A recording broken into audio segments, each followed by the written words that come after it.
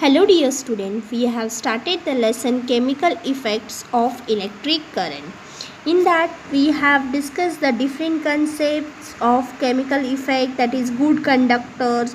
The substances are mainly classified into two types, that is good conductor and a bad conductor. So let's learn them in a detail.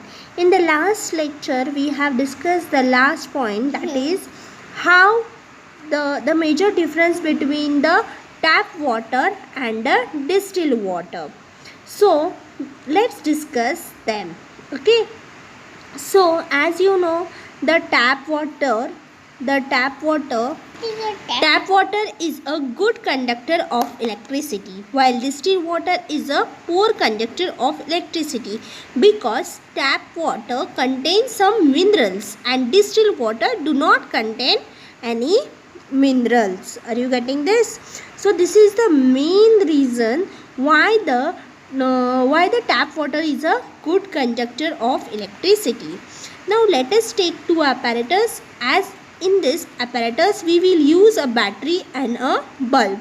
This battery and bulbs are connected to the tap water or distilled water through wire. If the bulb glows, it means that electric current flows through it, and we can say that given substance is a good conductor. Alternatively, if the bulb does not glow, that means there is no electric current which flows through, or we can say the substance is a bad conductor. Now let us suppose that we have taken in a apparatus, put tap water. When we see the apparatus, we will see the bulb will glow. This means the current is flowing, so we can say it is a good conductor.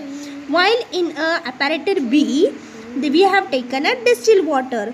Then we need to see the apparatus accordingly, and we can see that the bulb does not glow. This means that it is a bad conductor of electricity. Now the question arises in your mind that we took water in both the cases, but why only bulb glows and another one does not glow? The reason being is due to the presence of impurities. Tap water is a good conductor while distilled water is a bad conductor. As if we add any acid, iron or any base in water, it makes a water as a good conductor. So now let us make a tester using a magnetic effect of current. To make a tester using magnetic effect of current, we need the following things. That is, we need an empty tray of a matchbox. You can see in the picture, magnetic needle, electric wire to wrap, and we join the free ends. We will notice that a needle shows a deflection. This deflection is due to the magnetic effect. Now connect the two free ends of the wire with the terminal of the battery. Now it is ready to test the another substance. If all the circuits are complete, it means it will show the deflection and current will pass through it. Alternatively, the other possibility is that no deflection takes place in a poor conductor and no current flows through it. Now let's learn effect of the current on conducting solution. As we know that liquid can conduct electricity, like lime juice, tap water are the good conductor.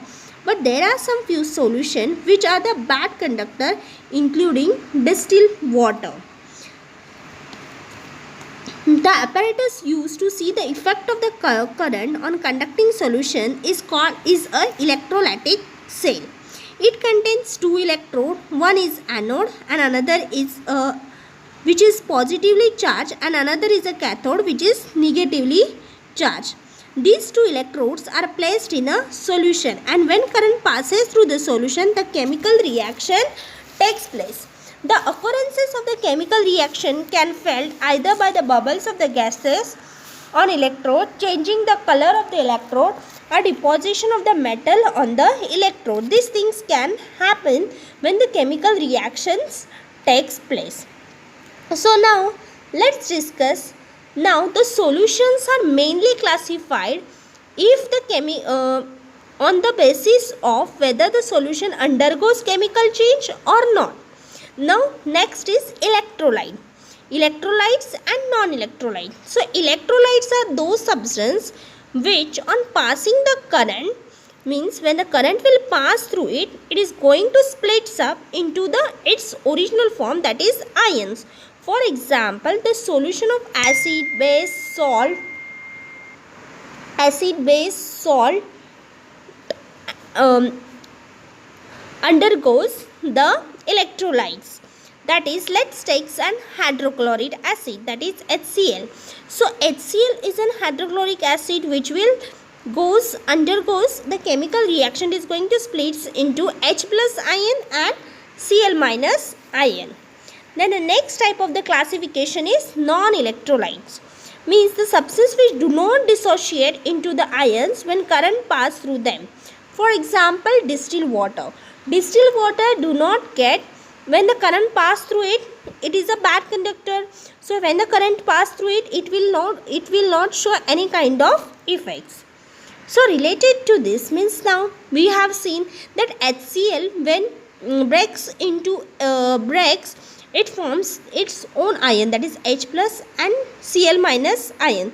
So that process, the breaking of that process, so that is called as an electrolysis. Electrolysis is a process in which electrolytes dissociates into respective ion and when the current is passed through it. So let's take an example. That AB will be splits. Let's take an example. Let AB be one of the solution. It splits into A plus B minus ions. This complete electrolysis occur in a cell that is called as an electrolytic cell. This contain a container in which two electrodes are placed. These electrodes are connected to the cell or a battery through the wire. One electrode is positively charged, known as anode, and the other electrode is negatively charged, known as cathode. This positive terminal of the battery is connected to the anode and negative terminal of the battery is connected to the cathode. Okay. So it is connected to the cathode. Now these electrodes are generally made up of carbon, that is graphite. Now electrolyte is nothing but what? A substance or a solution placed in a container in which dissociates of the ions takes place. The chemical reaction takes place. As a result, various observations we can see. Now let's take an aqueous solution of sodium chloride. Sodium chloride is nothing but it is a salt. Sodium chloride is nothing but it is a salt and its formula is NaCl. Aqueous solution means what? The mixture of, let's mix the salt and water. It is a mixture of salt solution.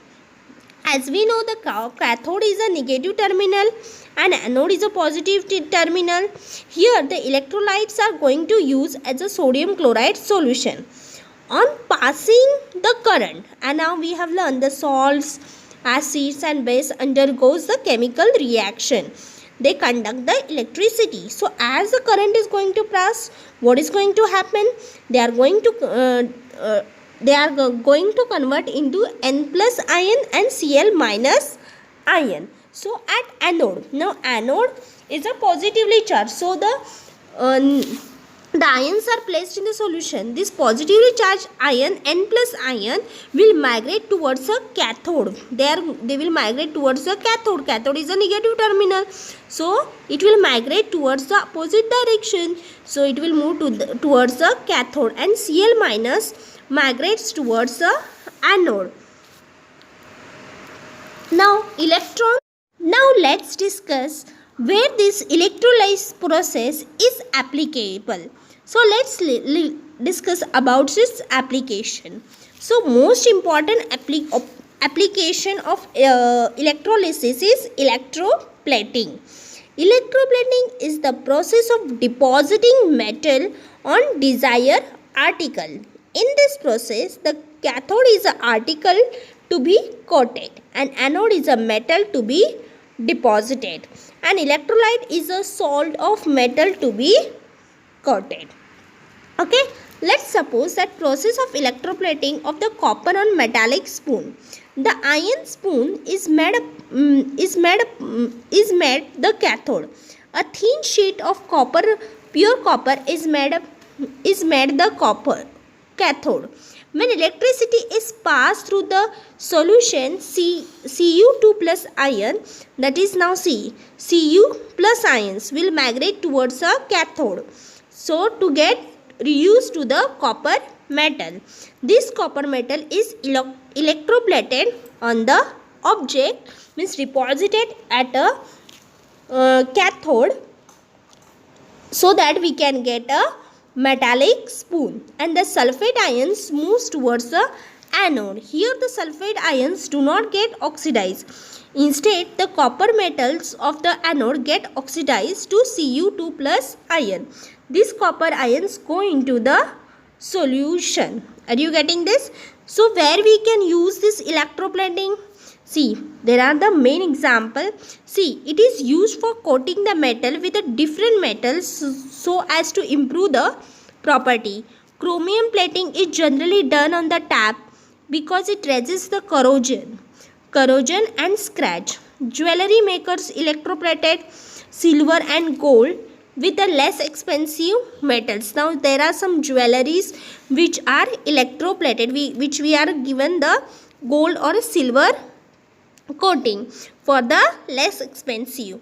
Then tin cans, the tin can which are used are electroplated with an iron, with a tin, because to protect from the corrosion. Zinc is coated on the iron, is used in a bridge, automobile, so to prevent from the corrosion. So this was the last point of the lesson, that is electroplating. I hope you have understood it. Okay, so revise the lesson thoroughly. In the next period you have to solve the exercise. Okay, thank you.